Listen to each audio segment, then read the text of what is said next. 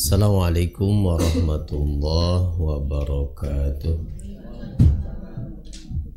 Bismillah, alhamdulillah, wassalatu wassalamu ala rasulillah wa ala alihi wa sahbihi wa man wala. Baik, kita awali doa dulu. Bismillahirrahmanirrahim. Radina billahi rabba wa bil islami dina wa bi muhammadin nabiyya wa rasula rabbana zidna ilman nafi'a warzuqna fahman wasi'a Allahumma rzuqna fahman nabiyyin wa hifdzal mursalin wa ilhamal malaikatil muqarrabin birahmatika ya arhamar rahimin.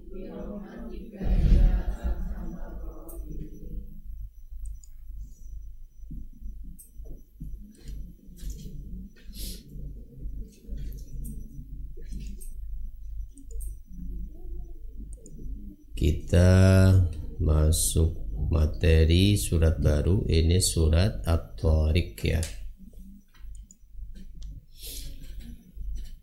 A'udzu billahi minasy syaithanir rajim.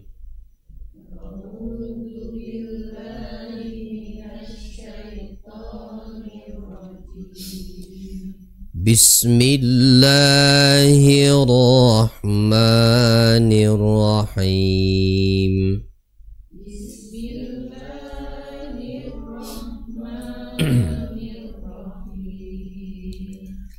Was-samaa'i wat-tariq.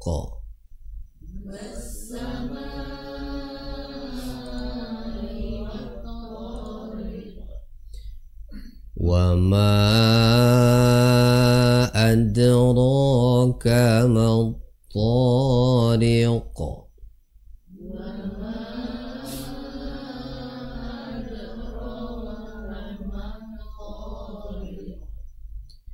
An-najmu ats-tsaqib.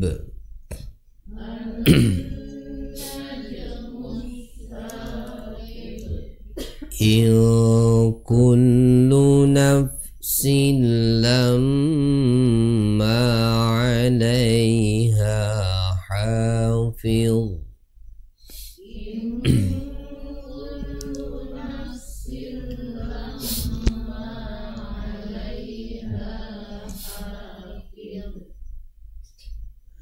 Falyanzuril insanu mimma khuliq.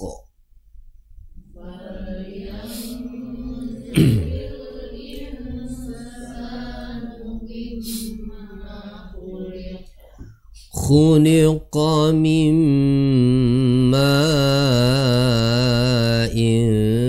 dafiq.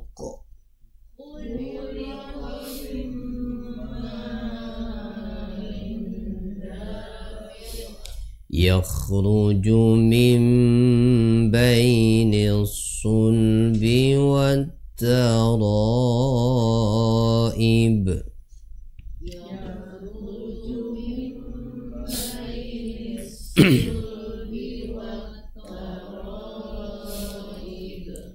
Innahu ala raj'ihi laqadir.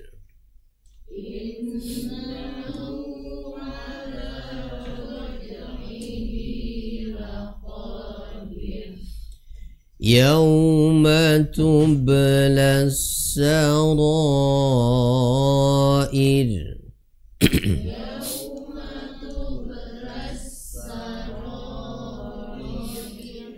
Fama lahu min quwwati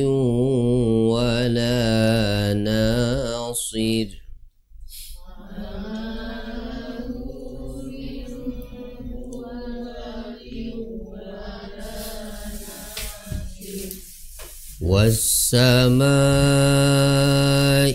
dhatir raj'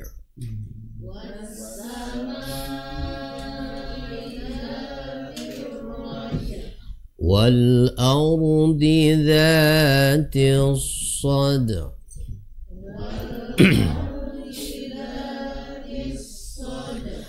innahu laqawlun fasl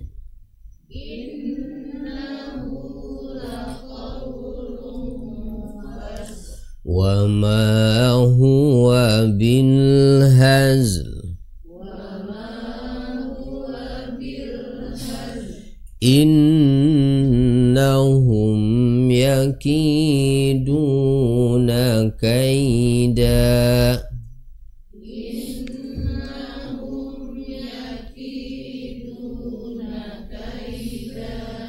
wa akidu kaida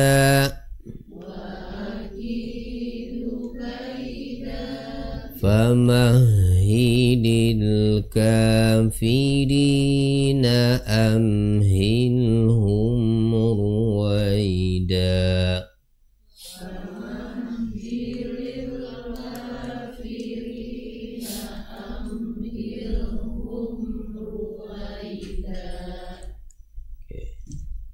Habis ini materinya, habis atau kopinya? Oh, laku deh.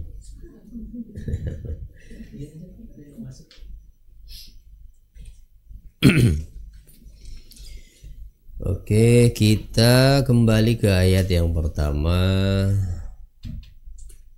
Nama surat ini adalah At-Tariq. Apa artinya At-Tariq?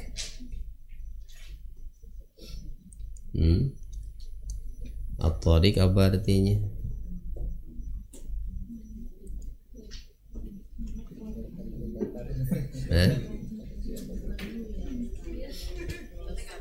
Lihat di terjemahannya apa? Was-sama'i wat-tariq. Was-sama'i demi langit, wat-tariq dan yang datang di malam hari. Gitu. Apa yang datang di malam hari?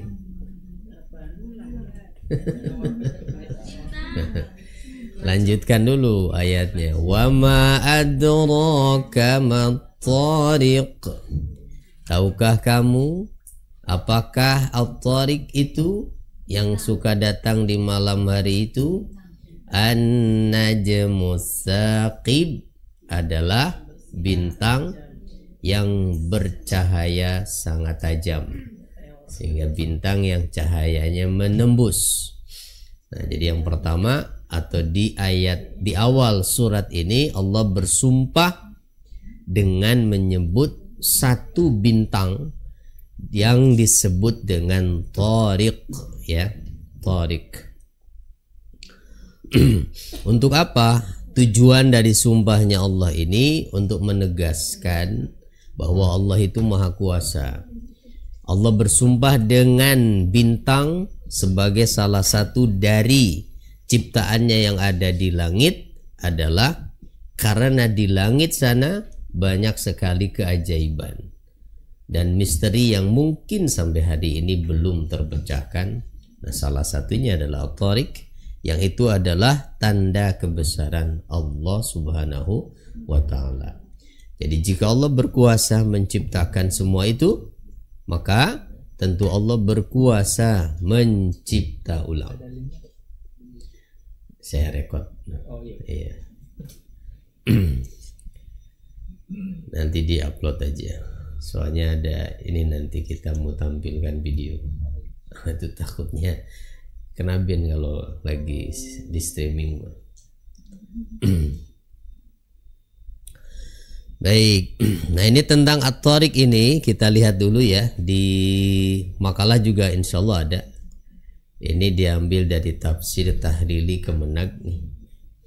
Penjelasan tentang At-Tariq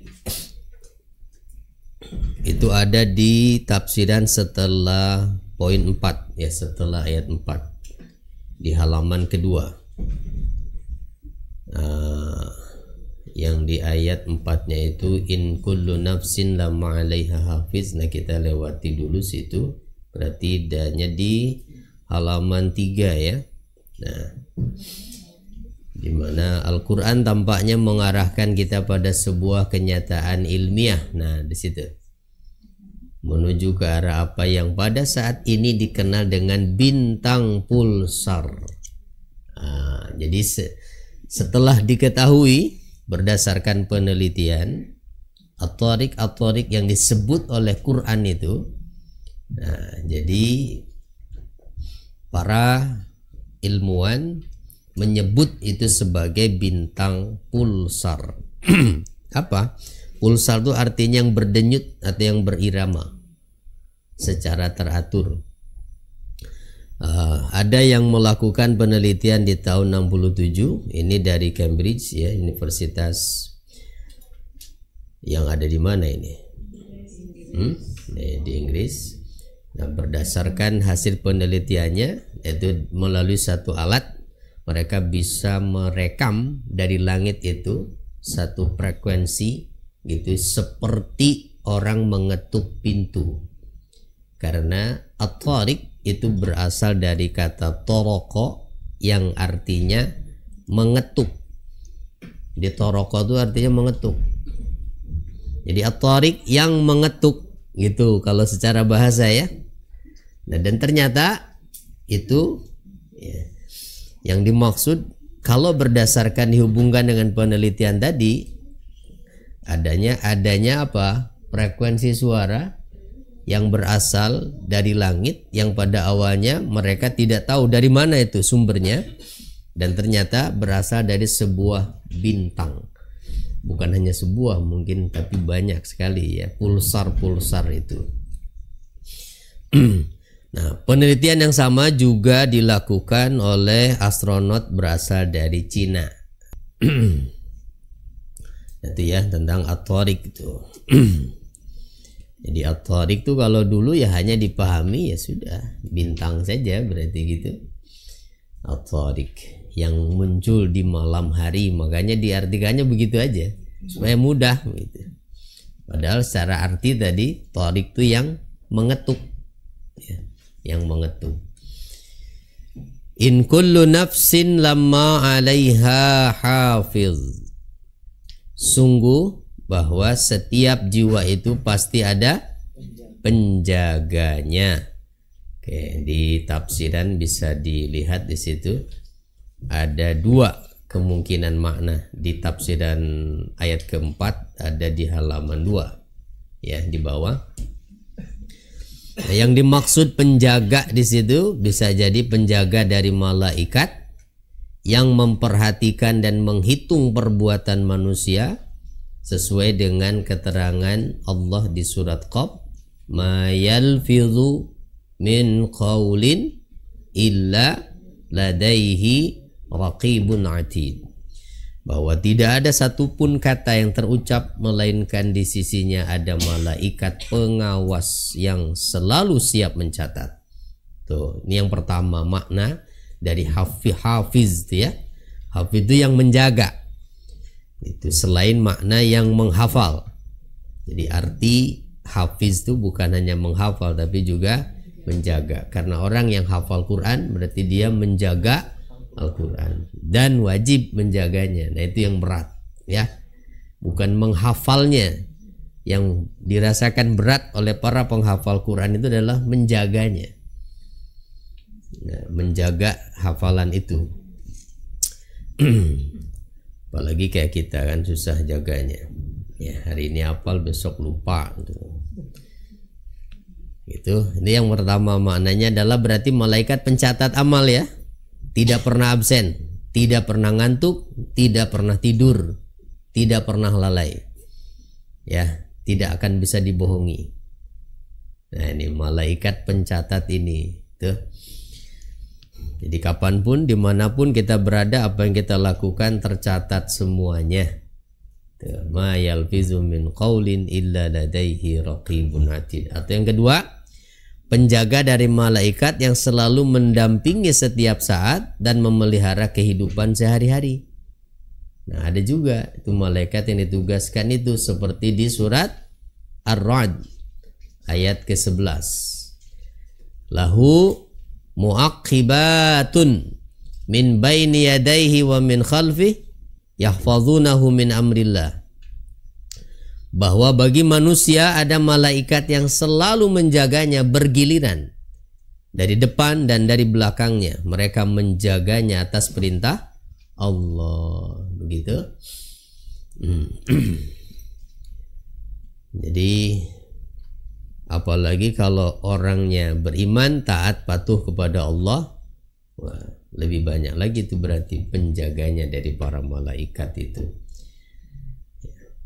Jadi ada yang ya termasuk yang dimaksud hafazah di situ ya, para penjaga itu adalah yang mengatur dan menjaga apa? Sistem yang ada dalam tubuh kita. Gitu. Percaya nggak dengan ini bahwa ada malaikat yang menjaga kita? Hah? Iya, jadi kalau percaya, yakin begitu. Ya, nggak usah lebih yakin dan lebih percaya sama bodyguard ya. Ada malaikat yang menjaga, jauh lebih bisa diandalkan gitu daripada apapun. Apalagi kalau kita sering zikir ya.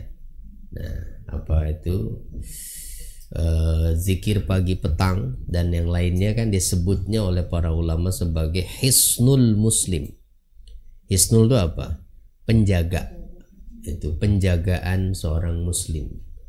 Oh, jadi bukan jimat penjagaannya, tapi wirid ya, amalan gitu, zikir. Itu. Jadi jangan sampai kita membuang waktu sia-sia hanya dengan bengong. Nah, jadi kalau tidak ada kerjaan begitu, lebih baik zikir ya. Mengingat Allah, insya Allah dapat pahala dan itu akan menjaga kita. Kecuali di WC mah jangan zikir ya, bengong aja berarti. Makanya jangan lama-lama. Makanya kalau di WC jangan lama-lama. Makruh lama-lama, itu bikin penyakit was-was nanti kalau berlama-lama di WC, karena WC itu tempatnya iya, cuman nggak kelihatan aja. Kalau kelihatan mah kita nggak balik lagi kalau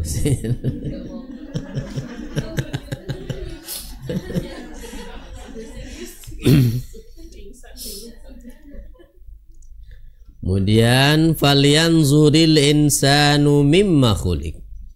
Falyanzur, maka hendaklah manusia memperhatikan mimma khuliqa, dari apa ia diciptakan.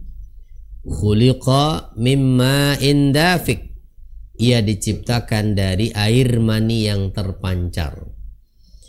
Yakhruju min baini sulbi wat taraib, yang keluar di antara tulang punggung dan tulang dada. Gitu, sumbernya dari situ katanya. Air mani itu ya. Nah, ya kalau kurang percaya silahkan tanyakan saja pada ahlinya. Jadi di ayat kelima ini Allah mengajak kita untuk bertafakur, merenungkan asal ciptaan kita. Jadi kalau Allah mampu dan berkuasa menciptakan kita manusia dari tidak ada menjadi ada, masa ragu kalau Allah nanti berkuasa mencipta ulang begitu?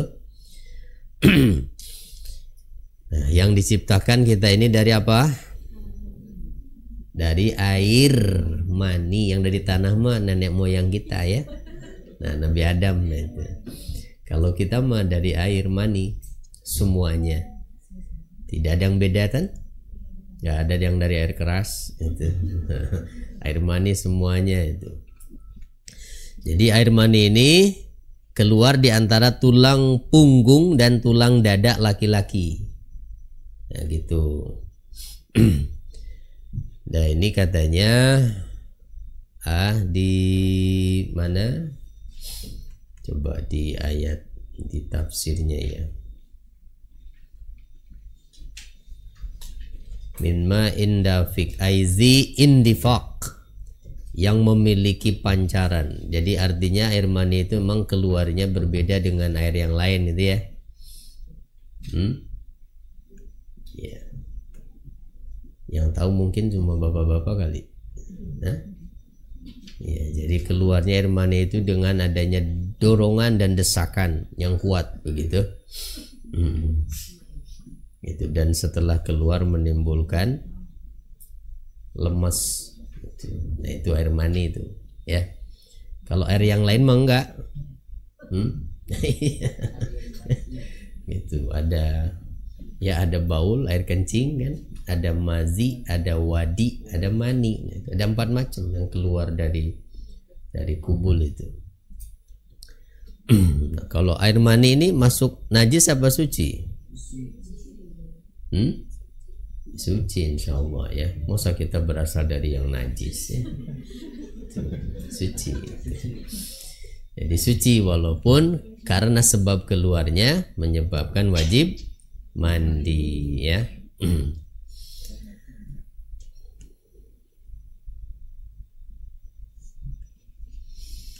Itu. Bahkan di dalam tafsir Aisar mah dijelaskan juga bahwa wa annama al mar'ati kadzalik yakhruju mimma wasafa azza wa jalla. Jadi air yang keluar pada perempuan juga sama katanya. Ya. Jadi dari sumber yang sama seperti hanya laki-laki. Makanya kan nggak akan jadi anak kalau nggak ketemu 2 cairan itu mah kan? Iya, jadi kita itu jadi anak karena ketemu cairan dari bapak sama cairan dari ibu. Mana cairan yang paling kuat? Nah, itulah yang akan menimbulkan kemiripan. Gitu. Jadi kalau lebih kuat dari bapaknya ya mirip bapaknya. Nah, kalau lebih kuat ke ibunya, nah anaknya mirip ibunya. Nah, yang repot kalau mirip tetangga tuh ya. Bahaya.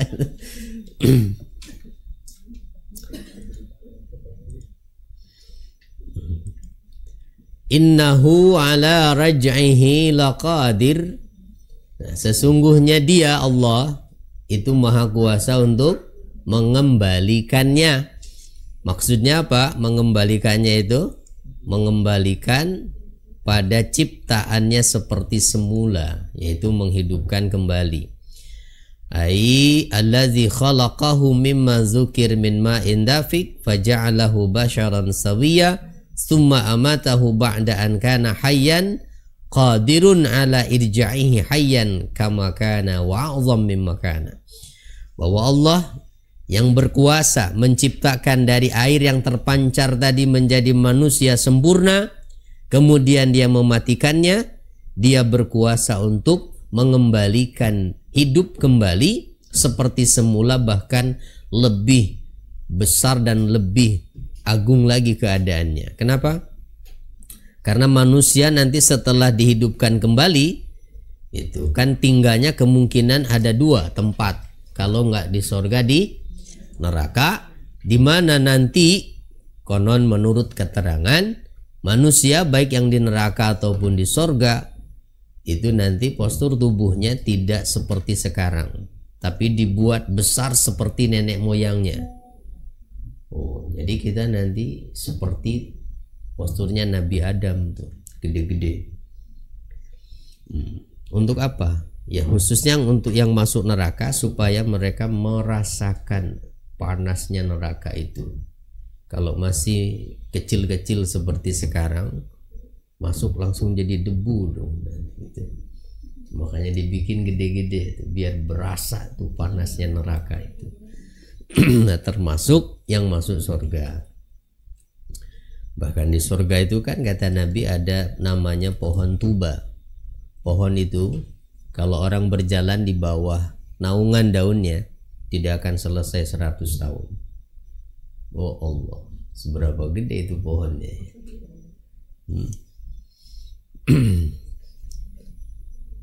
Nah, makanya nggak usah terlena, ya terpukau kita dengan kenikmatan dunia, nggak ada apa-apanya dibanding surga. Ya Allah, kita lihat orang punya rumah kayak istana aja bengong aja, ya, padahal nanti rumahnya orang mukmin itu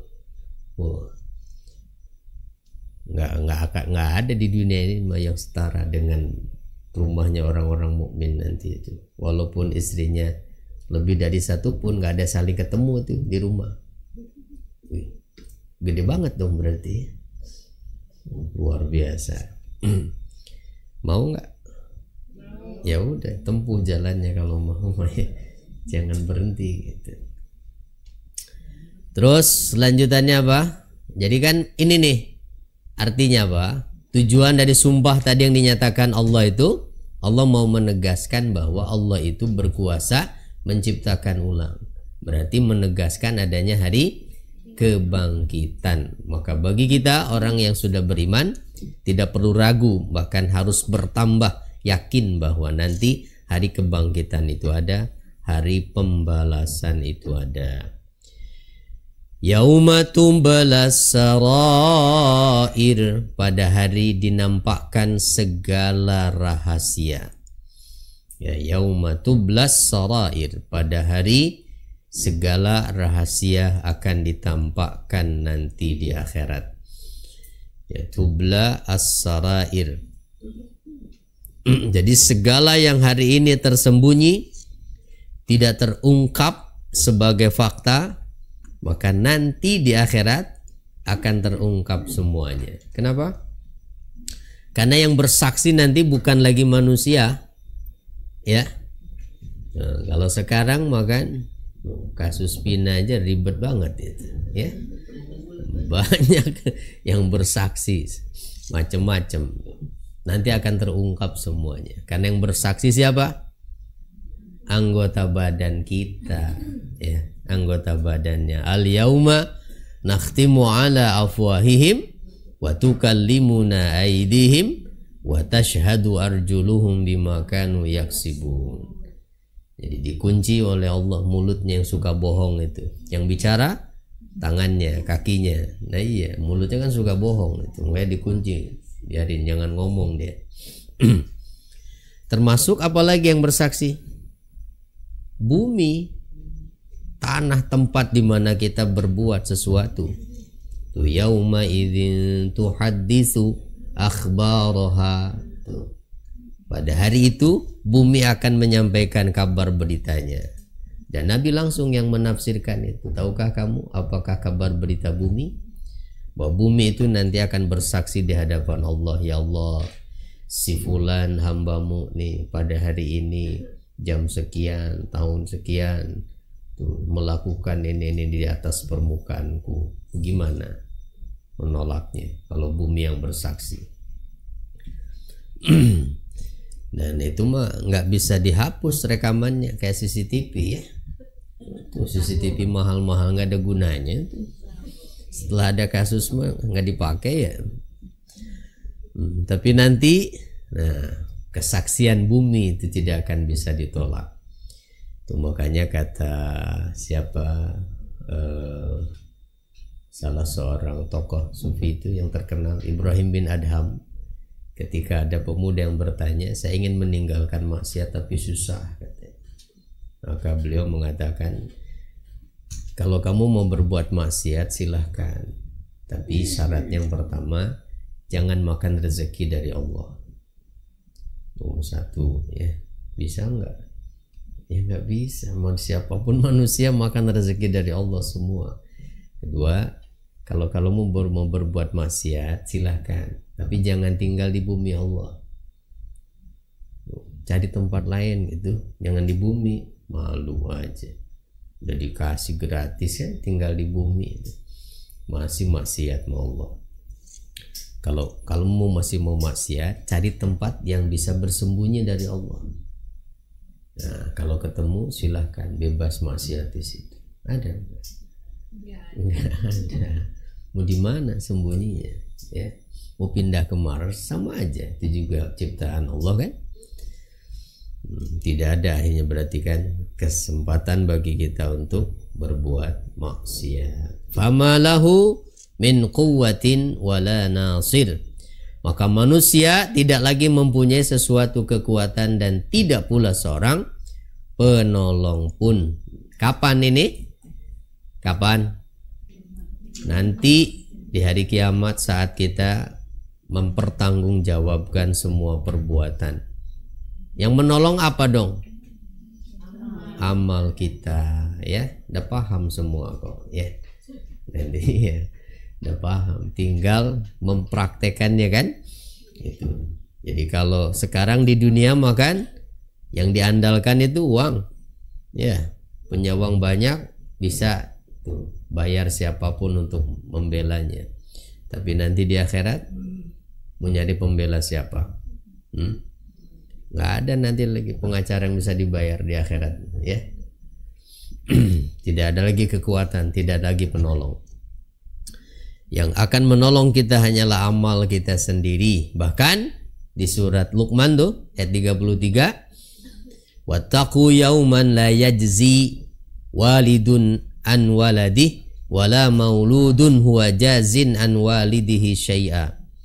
Takutlah kamu akan satu hari di mana seorang ayah tidak dapat membela anaknya, begitu juga anak tidak dapat membela ayahnya.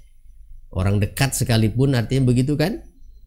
Umumnya kan kalau di dunia pasti orang tua mau kayak apapun akan membela anaknya, atau anak akan membela orang tuanya. Tapi nanti di akhirat nggak bisa.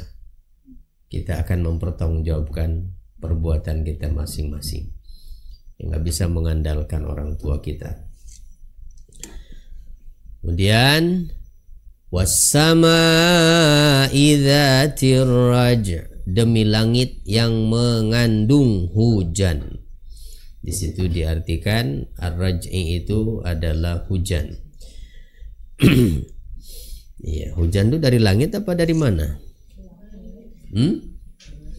Wassama'i dzatir raja', ya, wassama'i dzatir raja'. Aqsama ta'ala bis sama'i dzatis sahab wal guyum wal amtar. Maknanya adalah Allah bersumpah dengan langit yang memiliki awan itu, kemudian mega, mendung dan hujan. Itu maksudnya. Jadi dari langit itu dari arah langit. Dari arah langit. Apakah air yang diturunkan dari awan itu berasal dari langit? Dari mana airnya? Yang menguap kan? Iya, yang menguap. Itu walaupun jika Allah menghendaki bisa ditambah.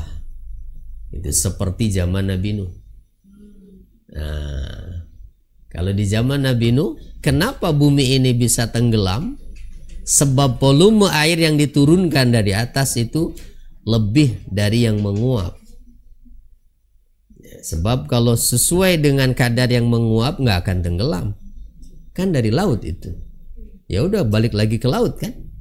Tapi di zaman Nabi Nuh bukan hanya air hujan biasa, tapi baca nanti ayatnya ya. Pintu-pintu langit dibuka mencurahkan air. Ditambah berarti dari langit. Ya, memang ada air, ada. Jadi di atas ini itu ada air. Maka jika Allah menghendaki, Allah bisa membukakan pintu langit itu dan tercurah air yang berlimpah. Itu seperti zaman Nabi Nuh itu. Makanya kalau Bapak Ibu lihat rekaman para peneliti, para ilmiah yang mencoba terbang ke atas sana, begitu menggunakan pesawat roket atau jet itu, dari rekamannya itu pada ketinggian tertentu itu ada gelombang yang ditembus seperti menembus air pesawatnya itu. Ya wallahu alam lah ya hakikatnya bisa ya Allah yang ngatur begitu. Ya kalau pakai logika mah ya susah. Baik. Nah, jadi langit itu memiliki air hujan. Wal ardi dzatis sada. Dan demi bumi yang apa? Mempunyai tumbuh-tumbuhan. Demi bumi yang mempunyai tumbuh-tumbuhan. Wal ardi dzatit tasyaqquk anin nabati waz-zuru' al-mukhtalifah. Jadi bumi yang memiliki tumbuh-tumbuhan yang beraneka macam. Macam-macam kan tumbuhan yang ada di bumi ini. Berapa macam yang kita tahu. Dari jenis buah-buahan aja banyak sekali macamnya. Mulai macam bentuknya, macam rasanya ya. Gitu. Anggur saja kan macam-macam ya. Belum lagi yang lainnya. Di Indonesia paling banyak kayaknya karena paling subur tanahnya. Kalau di Arab yang kita tahu adanya apa? Iya, kurma, delima, anggur, nah itu. Makanya itu yang sering disebut di Quran ya. Kalau di kita, nggak kehitung di kita mah ya. Nah, dari mulai buah-buahan, sayur-sayuran, itu kesemok, jengkol, pete, macam-macam. Iya. Iya. Terus yang buat bikin itu yang hitam tuh apa? Nah, siapa yang menumbuhkan itu? Allah Subhanahu wa taala ya. Insyaallah. Makanya kalau ibu seneng nanam-nanam gitu, itu sebetulnya peluang untuk kita bertafakur loh ya, merenungkan kekuasaan Allah tuh. Ajak anak, ajak cucu kalau nanam-nanam itu, supaya sekalian mengenalkan mereka pada Allah. Itu sambil nanam, nanti ketika tumbuh itu diajak lagi cucunya. Tahu nggak nak, ini siapa yang menumbuhkan tanaman ini, yang membuat rasa. Dalam satu pot ada biji tomat, ada biji cabai, gabung di situ, disiram dengan air yang sama tiap hari. Itu nanti tumbuhnya nyampur nggak? Nyampur nggak rasanya? Di tomat ada rasa cabenya gitu. Di cabai ada rasa tomatnya, enggak kan? Nah, siapa yang memisah rasa itu? Allah. Yang nyampur rasa sama kita diulekan ya. Itu jadi sambal ya.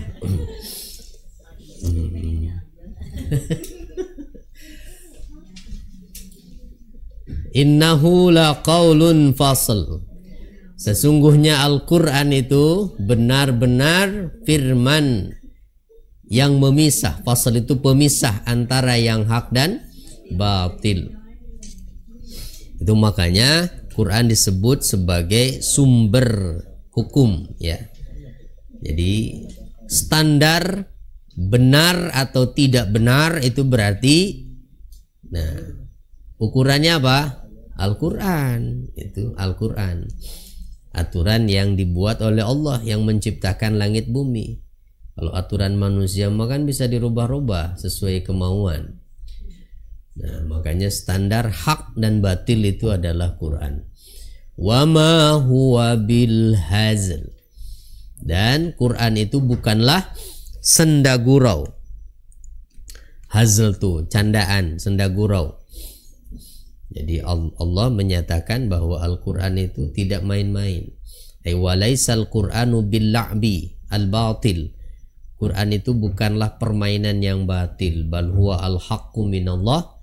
Kan tetapi Al-Quran adalah kebenaran yang datang dari Allah. Tidak ada kebatilan sedikit pun di dalamnya, dan tidak ada yang disembunyikan oleh Rasulullah. Semuanya, tidak ada yang ditambah, tidak ada yang dikurangi, termasuk tulisannya. Tuh, makanya Rasulullah SAW di saat beliau menerima wahyu, ketika itu memerintahkan para sahabatnya untuk menuliskan wahyu itu untuk kita sebetulnya ya, kebutuhannya. Kalau Rasulullah maka langsung hafal. Para sahabat banyak yang hafal Quran. Makanya di zaman Nabi nggak ada mushaf Quran. Ya, yang ada tulisan yang berserakan. Itu makanya kalau dikatakan bahwa Itu nggak boleh nyium Quran itu karena Nabi nggak pernah nyium. Ya, nah iya, di zaman Nabi memang belum ada mushafnya juga. Itu belum ada mushaf Quran di zaman Nabi mah.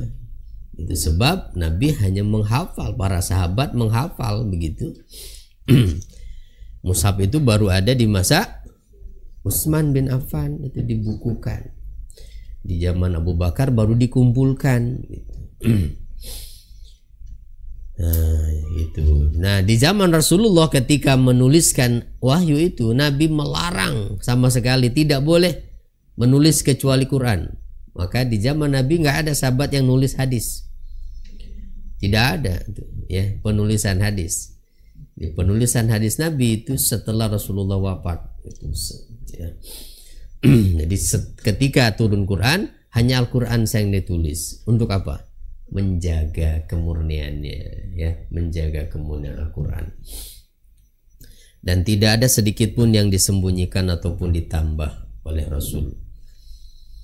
Innahum yakiduna kaida. Sesungguhnya mereka orang-orang kafir itu merencanakan tipu daya yang jahat. Wa akidu kaida, dan aku pun membuat rencana atau tipu yang jitu untuk mereka. Famahhilil kafirina amhilhum ruwaida. Maka oleh karena itu biarkan saja mereka, beri tangguh orang-orang kafir itu. Kenapa? Amhilhum ruwaida, aku akan beri tangguh mereka itu sebentar saja. Kalau yang dimaksud ancamannya ini di dunia, maka tokoh-tokoh kafir Quraisy itu Allah siksa saat perang Badar. Banyak yang terbunuh di situ. Kalau yang dimaksud ini ancaman di akhirat, kenapa sebentar? Sebab di dunia tidak ada yang abadi. Seberapa lamanya pun orang hidup pasti mati dan akan dibangkitkan lagi nanti di akhirat dan pasti akan menerima balasan. Nah gitu, makanya sebentar. Ya, kita hidup tuh nggak lama. Nah, ini menyatakan bahwa akhirat itu pasti ada, hari kiamat itu pasti terjadi. Jadi aku membuat tipu daya pada mereka. Siapa kira-kira yang akan menang? Jika mereka membuat tipu daya, Allah pun menipu daya mereka. Ya pasti Allah, ya. Maka biarkan saja orang-orang kafir itu, nggak usah hiraukan. Kenapa? Allah yang akan bertindak kepada mereka. Seperti di surat Al-Mujadalah ayat 21, la aglibanna ana wa rusuli innallaha qawiyyun aziz. Sungguh benar-benar aku akan memberi kemenangan. Itu aku akan mengalahkan aku dan rasul-rasulku itu. Sesungguhnya Allah Maha Kuat lagi Maha Perkasa. Itu jika Allah berkehendak, maka tidak akan ada yang tersisa penduduk Mekah saat itu. Seperti umat-umat terdahulu, ya.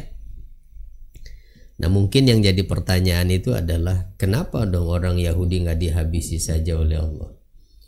Ya, kenapa tidak seperti umat-umat dulu begitu? Yahudi dibiarkan disisain begitu. Kenapa kira-kira hikmahnya? Ya ujian buat kita itu, ya ujian buat kita. Selain memang Allah mempersiapkan untuk perang besar nanti di akhir zaman, ya, melawan Yahudi itu. Ya, makanya jangan terpengaruh begitu lalu berpikir Allah tuh ada nggak sih gitu, kok orang Yahudi dibiarkan saja gitu. La tahsabannallaha ghafilan amma ya'maluz zalimun.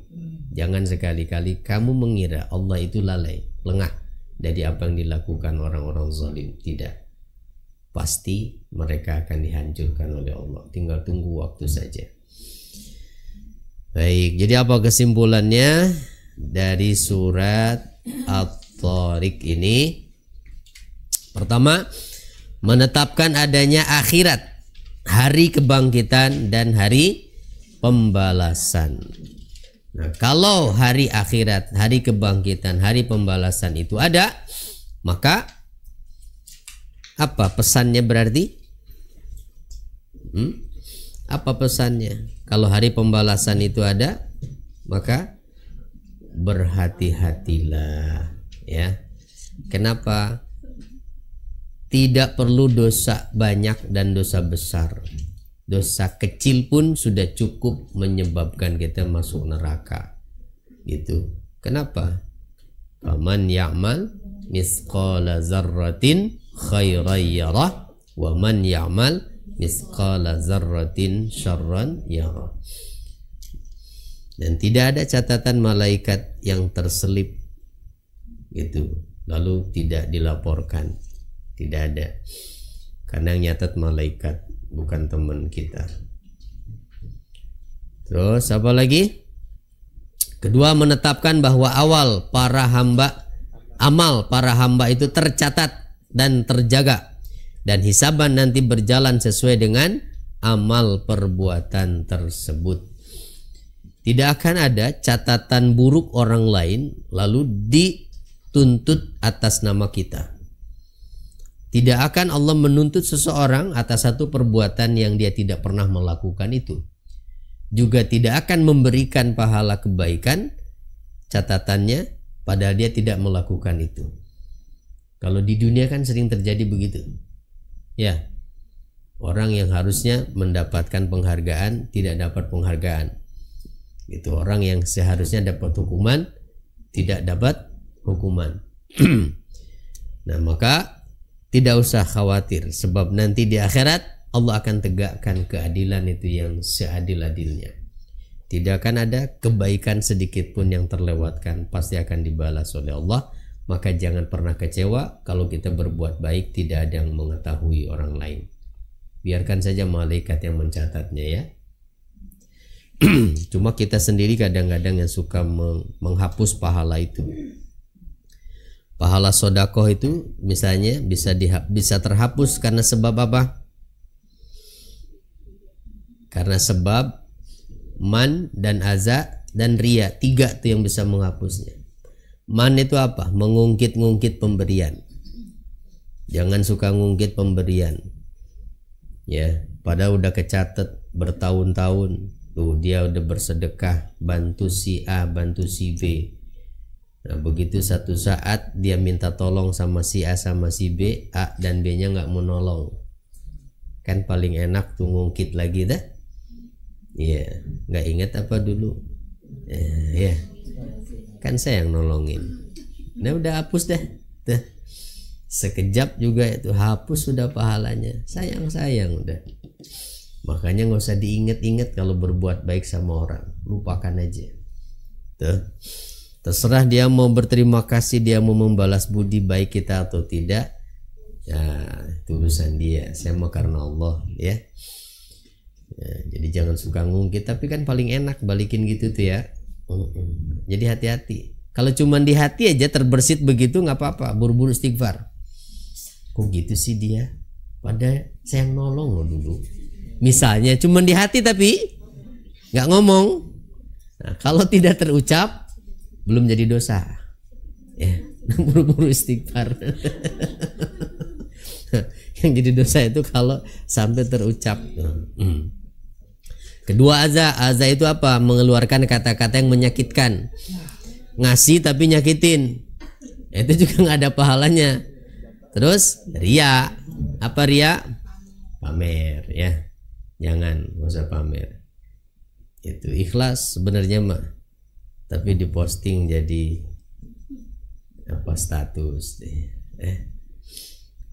dan ngambek ketika ada yang komen. Itu ciri nggak ikhlas ini ya. Terus apa lagi?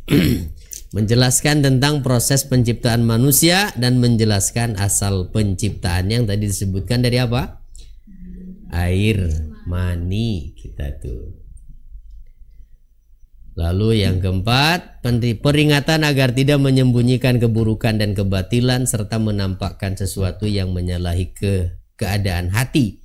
Karena Allah mengetahui semua itu. Tidak enak kan? Ketika kita harus mengungkapkan sesuatu yang bertentangan dengan isi hati. Ya, nggak tenang kan? Kalau ada imannya mah gitu. Kecuali yang udah nggak ada imannya ya biasa aja. Tapi kalau masih ada imannya, itu, Bohong sekali aja gemeteran itu. Tapi yang udah biasa bohong mah santai aja. Yang kelima, menjelaskan bahwa Al-Quran adalah firman Allah yang memisahkan antara hak dan batil, dan tidak ada kebatilan sedikit pun di dalamnya. Semua isi Quran itu adalah kebenaran. Maka tidak perlu ragu dengan Al-Quran.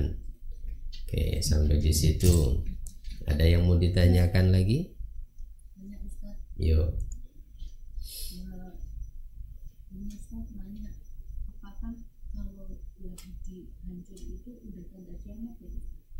Iya.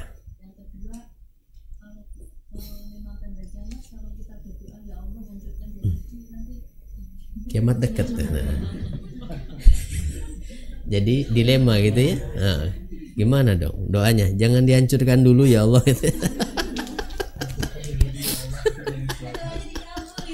Iya. Allah Maha tahu kapan akan kiamat. Allah Maha tahu ya kapan akan dihancurkan, dan tidak ada salahnya kita berdoa saat ini menghancurkan mereka ya dalam kadar tertentu yang Allah Maha tahu pastinya kehancuran mereka seperti apa. Ya, artinya kehancuran apakah orang Palestinanya diberi kemerdekaan walaupun Yahudinya masih tetap eksis, artinya kan bisa begitu. Mereka tidak berdaya itu misalnya, lalu ya tidak apa-apa. Ya kayak Nabi kan dulu begitu, mendoakan orang-orang kafir yang membunuh para penghafal Quran itu, sampai kunut 5 waktu sholat selama sebulan, mendoakan buruk mereka itu supaya dihancurkan itu. Tapi hanya 1 bulan. Ya tidak apa-apa, Allah yang Maha tahu kan untuk mengukur seberapa kehancurannya mah. Gitu, nggak usah takut. Jadi ntar kalau hancur beneran mau kiamat lagi itu. Ya Allah Maha tahu kok kapan mau kiamat mah ya. Itu. Dan nggak usah khawatir kan, yang menyaksikan kiamat hanya orang kafir saja. Itu. Kalau kita benar beriman makan, itu yang bikin takut kan dosa sebenarnya mah ya. Nah itu dia makanya. Itu ya Bu, boleh nggak apa-apa, doakan itu, doakan supaya Allah memberi pertolongan pada saudara-saudara kita di Palestina. Ya harusnya kalau yang suka kunut subuh ya tambahkan itu di kunutnya ya, mendoakan saudara-saudara kita. Ya paling enggak kan doa yang bisa kita lakukan ya. Udah nyumbang enggak gitu.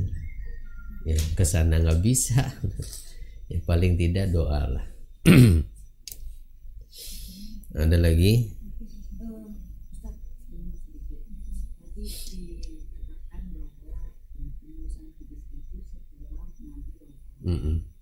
Artinya apakah hadis itu dapat dikatakan asli atau palsu atau ada keraguan di dalamnya? Nah makanya ada yang namanya mustalahul hadis, dan para penulis hadis dulu itu tidak sembarangan dalam mencantumkan satu hadis. Itu seperti Imam Al-Bukhari itu ketika mau mencantumkan hadis itu meneliti terlebih dahulu dan selalu melakukan sholat dulu sebelum menetapkan itu betul-betul dari Nabi. Maka ada yang namanya sanad hadis. Sanad itu apa? Dari siapa hadis ini berasal. Makanya kalau kita baca hadis suka ada an Abi Hurairah, an terus kan sampai ke Nabi. Nah itu namanya sanad. Kalau sampai ke Nabi maka disebutnya hadis Nabi. Itu kalau tidak sampai ke Nabi hanya di sahabat disebutnya mauquf. Itu. Tetapi bisa jadi isinya benar dari Nabi. Cuma itu yang tidak diketahui yang ditelusuri itu dari nabinya. Nah itu mauquf namanya ya. Termasuk dari perawinya sendiri kan, dan dari isinya. Kira-kira hadis ini sahih atau tidak. Ada hadis sahih, ada hadis dhaif kan. Bahkan yang tidak boleh digunakan itu adalah hadis yang maudhu. Maudhu itu apa? Palsu. Bukan hadis. Ya bukan hadis. Dan banyak juga kita kadang-kadang suka menggunakan dalil-dalil yang katanya hadis, padahal itu bukan hadis Nabi, ya. Seperti an-nazafatu minal iman misalnya, ya, itu bukan hadis. Nah, jadi makanya untuk meneliti itu ada satu ilmu khusus, itu ilmu hadis. Nah, itulah untuk supaya kita tidak terpengaruh atau kita terjebak pada keterangan-keterangan yang mengatasnamakan hadis Nabi padahal itu bukan. Ya, jadi betul memang apa artinya kemungkinan ada kepalsuan itu ada, dan tidak sedikit hadis palsu itu yang disebarluaskan di masyarakat, ya. Nah, maka untuk menelitinya itu ada ilmu khusus, atau kalau paling tidak kalau kita ya tanyakan ke gurunya, tanyakan ke gurunya, benar nggak ini hadisnya, bagaimana. Nah, yang sudah dijamin kesahihannya salah satunya perawi itu adalah Imam Al-Bukhari dan Muslim. Nah, itu ya, makanya hadisnya banyak dijadikan referensi oleh para ulama. Imam Bukhari, Imam Muslim itu banyaklah imam-imam hadis itu, bukan hanya beliau saja, ada Sunan Abu Dawud, Sunan An-Nasai, catatan-catatan hadis mereka. Jadi kalau begitu makanya tidak bisa dipastikan hadis kalau orang berdalil hanya menyampaikan isinya tanpa disebut siapa perawinya, dari mana asalnya hadis itu. Kecuali kalau sedang menyampaikan ceramah-ceramah umum untuk memotivasi, ya. Tapi kalau secara keilmuan itu harus, apalagi dalam karya tulis itu, harus lengkap. Kalau menulis hadis itu, sanadnya dari siapa, perawinya siapa. Betul, jadi bahwa hadis memang bisa jadi kemungkinan ada kesalahan itu. Nah, maka untuk menghindari itu, kehati-hatiannya adalah kita harus mempelajari ilmu hadis. Sama seperti ilmu Quran juga ada, ya, ulumul Quran namanya. Baik, ada lagi? Wallahu a'lam bishawab. Kalau tidak ada, kita tutup dulu. Subhanakallahumma wa bihamdika asyhadu an la ilaha illa anta astaghfiruka wa atubu ilaik. Assalamualaikum warahmatullahi wabarakatuh.